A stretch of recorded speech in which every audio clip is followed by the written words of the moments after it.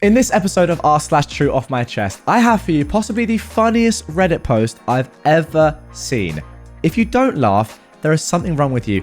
It is unbelievably funny. Now, you can probably guess along the lines of what it's going to be based on the title and thumbnail of this episode, but unfortunately, due to YouTube's terms of service, I can't give it to you right away. So it's going to be the third story in this episode. Don't worry, the first and second are brilliant as well. Just some typical TrueOffMyChest posts. But yeah, once we get to it, you'll know it is unbelievable. Anyway, here we go. My brother-in-law called me the one who got away in his speech, and my husband is very hurt, and it's all my fault. I don't know what to do.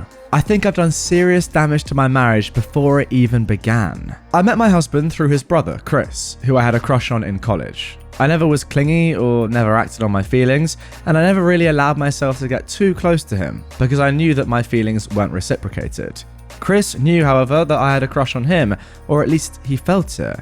He would always say that I was GF material and how he wouldn't want to lead me on. He wanted to have fun before that. He would say this to others, but he even once said it to me. On 2 occasions, he texted me saying he had feelings for me, only to apologize later and retract his words. But on Christmas 4 years ago, he texted me that he was in love with me and wanted to take me out on a date. He said he was done playing around and wanted a relationship. He was invited to a New Year's Eve party that my then roommate and I had. He told me he wanted to talk to me then. When he came to the party, he had his brother with him. Chris spent the party going out of his way to ignore me, and later I saw him making out with my roommate and they spent the night in her room. I decided there and then that I'll drop it. Enough is enough. Next morning, he told me that he screwed up, saying, "I screwed up big time, yeah?" And he apologized. During the party, I got to know his brother, who was the opposite of Chris. He was shy and hated attention, and he was just the best. And soon after, he asked me on a date. We're married now, and our wedding was last Wednesday. I want to make 2 things clear. I never went beyond a crush with Chris, and only after I fell for my husband did I understand what love really is. He is everything to me, and I love him more than anything. I never told anyone about my crush, and when I met my husband, I didn't tell him either. Chris wasn't happy that I was seeing his brother, and he's been cold towards me ever since, even when it got serious between my husband and I. Chris held a speech on our rehearsal dinner and basically outed everything, and ended with how he regretted not asking me out sooner and how he will always regret it.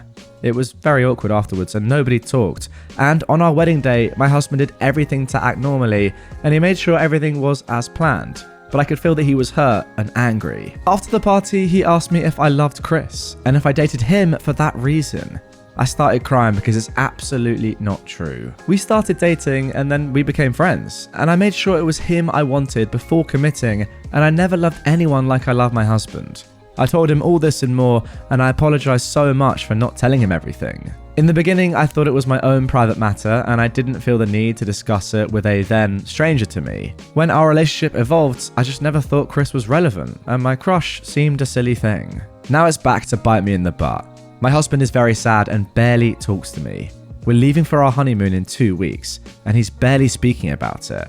The thing we both waited for with so much anticipation and longing, I don't know what to do.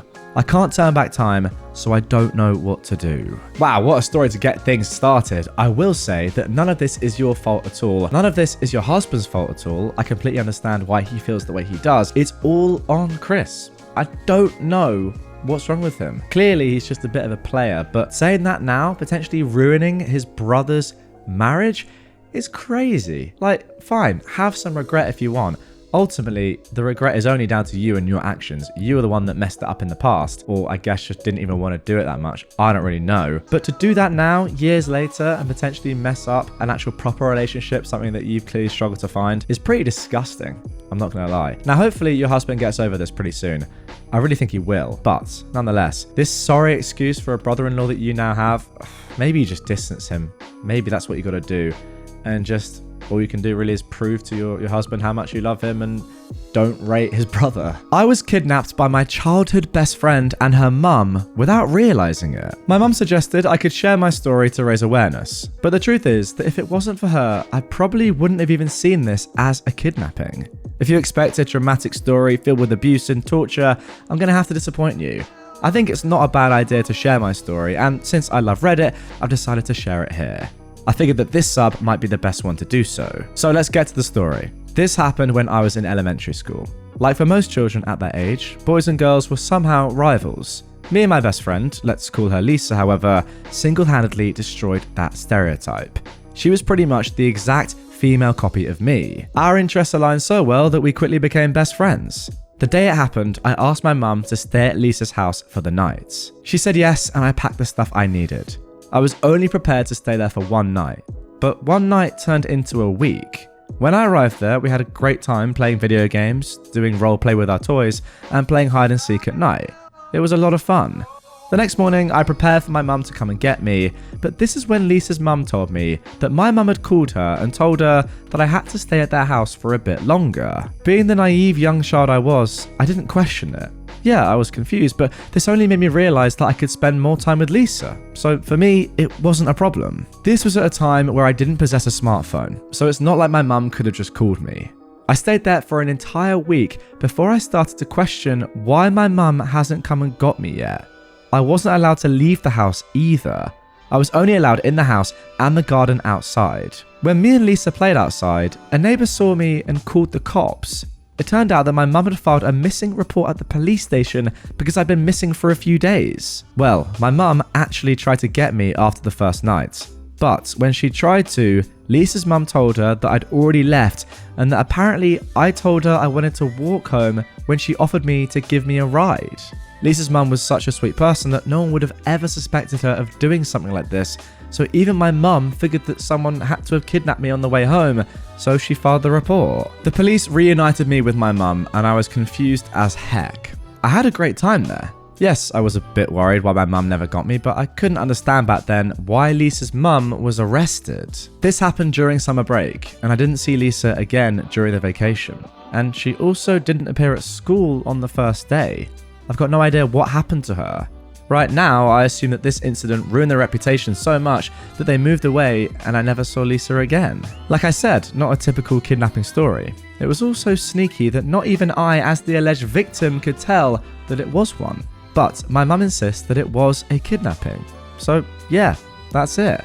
I still don't know if labeling myself as a victim here would be right, because I just don't feel like one, but that's just me. Okay, I just need to make this abundantly clear. You were kidnapped. Kidnapping does not depend on a location, and you also were the victim. Now, if you have fun whilst being kidnapped, that's one thing. At least you weren't getting tortured and you had a pretty good time with your mate. However, think of your mum in this situation. She thinks you've been you were kidnapped, but she thinks you've been probably taken by some random guy, and this mum has let you walk home alone. I mean, terrible. And then imagine when she finds out what actually was going on, that you were just locked in that house for a week. Neighbours calling the police on Lisa's mum. It's actually insane.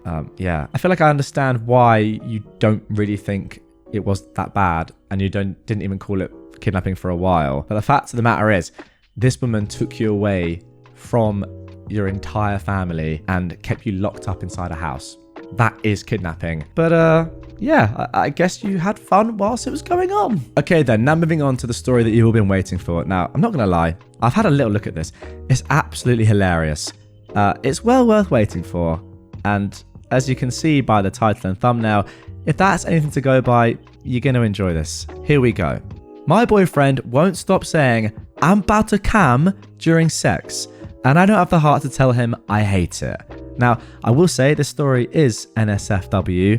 If you're under the age of whatever age you think is reasonable, might be best to skip this one, but I will try and censor it a bit nonetheless. Here we go. Throwaway account since my boyfriend knows my Reddit account. One evening, me, a 22-year-old woman, and my boyfriend, who is 21, were watching memes on YouTube from his phone. Something we frequently do together. He really likes memes and quotes them often throughout the day, no matter whether he's happy or being goofy, and even when he's raging at a game or genuinely heartbroken.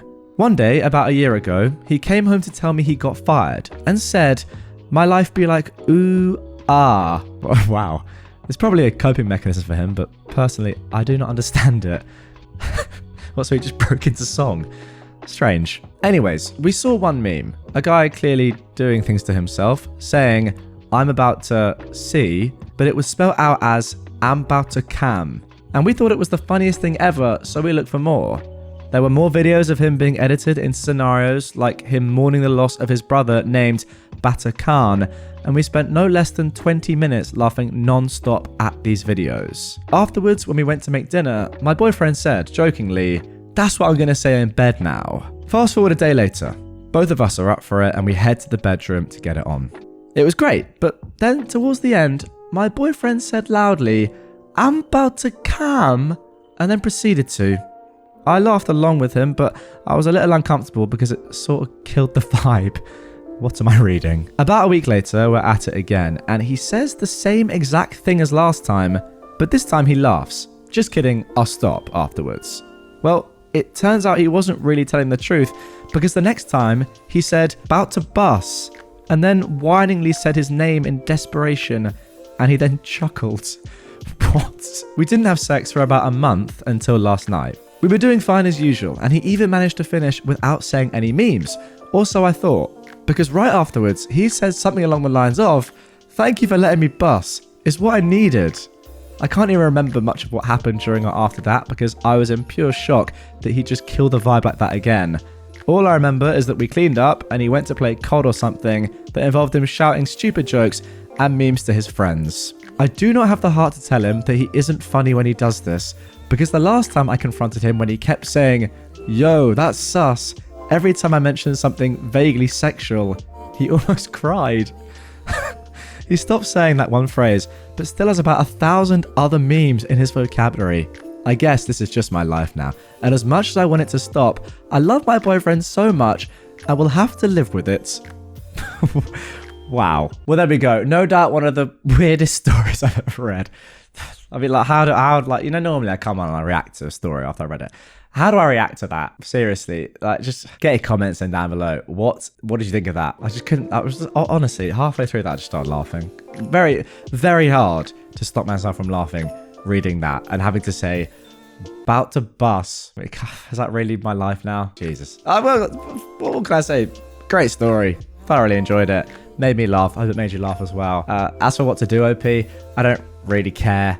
Like, it's just funny, isn't it? I mean, maybe tell him to stop or just think, this guy is weird, but I love him. Anyhow, let's move on. My dad raised me like a son, and now I see how it helps me. My father, a single parent, raised me, a 19-year-old girl, like how men would stereotypically raise boys. I have 2 brothers too, so it's not like he doesn't have anyone to vicariously live through. He's a mechanic and made me work around the house with woodwork, electricity, repairing cars and motorcycles, all the male-coded hobbies which I hated at the time. He never dated because he said that nobody would replace my mum and he didn't have any sisters who could help me. I hated it. I hated being the only girl in a family of 3 men. I hated not having anyone to play dress up with, or talk about hairstyles and makeup, or have girl talk, or cry about boys and all. I didn't know what periods were until I had them and freaked the heck out. The bare minimum of such stuff was explained to me by his sister-in-law over the phone who lives in a different state.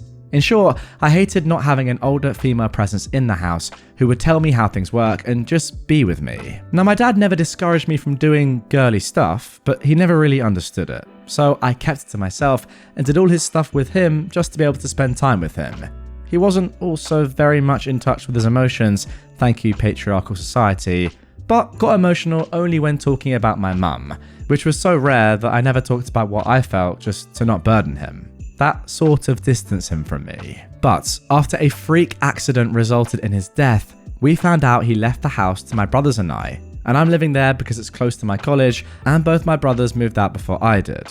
Living on my own for the first time, I realised 2 things. 1, my dad tried his best to do things for me that he had absolutely no idea how to. 2, he taught me how to be fully independent. I don't even have to watch a YouTube tutorial to know how to repair the microwave, or change the tyres, or the oil of my car, or make the car work enough when I'm stranded and have no help.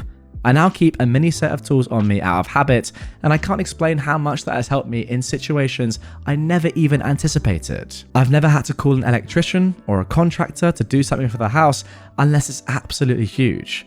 I would technically never have to depend on anyone, men or women, to do these things for me. Dad, I'm sorry for you having to deal with all my teenage angst without mum. You've taught me more than what most people don't learn, despite having both parents in the picture. Your life has set a standard for me regarding my lifestyle, my studies, my love life, everything. The way you brought up my bros and me has helped all three of us so much in our life. I'm sorry I never got to say this to you, but I hope you know how I turned out to be. You've made me into a woman who wouldn't have to depend on others for things just because her father never taught her that. You raised me to believe in love despite mum never being around. I hope you're with her wherever you are. I miss you and I love you. Well, there we go. That is a beautiful story. In comparison to the story I just read out before, wow, what a difference a post makes. Again, that's the beauty of this subreddit. You can get some absolutely ridiculous stories like the previous one, and then some really wholesome ones like this. OP, I reckon you're okay. I reckon your dad knows how much you rate him. And yeah, the proof's in the pudding. You are set up for life. Of course, it would have been better to have your mum there, but you know, you can't have everything the way you want. And sadly, she wasn't there for you. But your dad did one heck of a job. Fair play to him. And it's amazing that you now realise what an amazing job he did. Now for our final True Off My Chest post. My boyfriend has less than 24 hours left to live, and I finally feel at peace. I've been with my boyfriend for nearly 3 years. He is the perfect guy to me. He's my heart and soul, my best friend and my safe place. He is also in liver failure. I've been with him every step of the way. When he told me, I was shocked. I went through so much hell and turned every rock to get him a transplant. I tried so hard to find any study or any research that could be done to fix this. I called so many doctors, I've lost count. Cried until I physically had nothing left and screamed in pain in many parking lots. As the time went on, he got worse. All of his skin and eyes turned yellow. I never minded yellow before, but now all I see is his suffering in it. I was there through his drain procedure and the many hospital visits. I watched him become weaker and his legs too swollen with excess fluid that he couldn't even walk. I was there when they told us that both of his kidneys have failed and his liver has too. I was there when they told us that dialysis was no longer an option. He got moved to hospice care. Slowly, I've watched his organs shut down. I was there as he agonizingly shook from the fear of death that awaits him. Now, I've watched him forget who I am entirely. He's on constant morphine, has not eaten or drank in nearly 3 days, incontinent and cannot speak or swallow.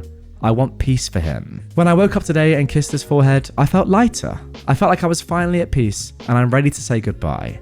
I never want him to suffer, and I know soon he'll be relieved from this hellish life he was cursed with. The world will never be the same without him, and I may never be back to how happy I was with him, but that's okay. I love you, my love, so much. And there we go. What a way to end this episode with a couple of wholesome bangers. This one, just like the previous one, an elite story. It's just one of the most sad things that you could possibly hope to go through. I mean, I don't know why I said hope. Don't know why I'd ever hope to go through. Yeah, insert another word there. You get what I mean. A tragic tale. But at least it's now done and the suffering's now done. Not gonna lie, I've never been in this spot before where someone you love so much, a family member, you know, your partner, whatever, is in such unbelievable pain every day, just getting devastatingly worse by the hour, and you just want it to end. I kind of get that you just be like, this was a long time coming. I'm now happy. I'm finally at peace with the fact that, yeah, they are gonna die, and it's good for them that they're gonna pass, because they're in such pain that it's just unbearable seeing them like that. So I get it. If you've been like that, if any of you guys have been in that situation, let me know down below how you felt about it. It's a pretty horrible one, but if you want to, go for it. I mean, I don't feel any jealousy towards OP, but I'm just glad that this is done and they can, you know, begin to move on with their lives, I guess. And ultimately, that their boyfriend is in a good place now. And there we go, guys. That is going to do it for this episode of r/True Off My Chest. If you enjoyed it and you want to see my chest, then check out my OnlyFans. Link down below. And that's the end of this one.